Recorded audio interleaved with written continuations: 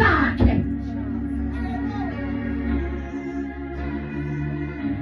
Ndifuna ukukhumbuza noYesu uhlanganise mna nawe badlali kaThixo.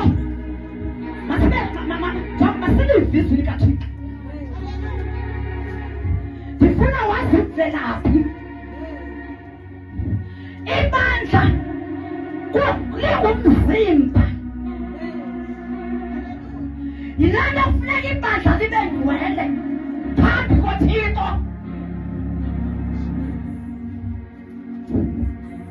Singcwele engqondweni, apha engqondweni.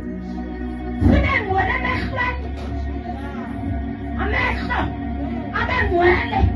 Ebandla sibe ngcwele emlonyeni.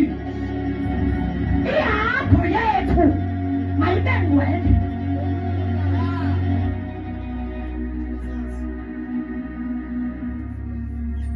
Ngoba kuyakubuza uba ukhonza kweliphi ibandla.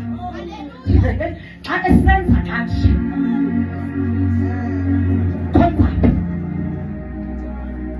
kolu hlobo lomntu wasifelayo. Lithi izwi lenkosi uYesu wayezazi uzobethelelwa. Cala sifundise lenkosi.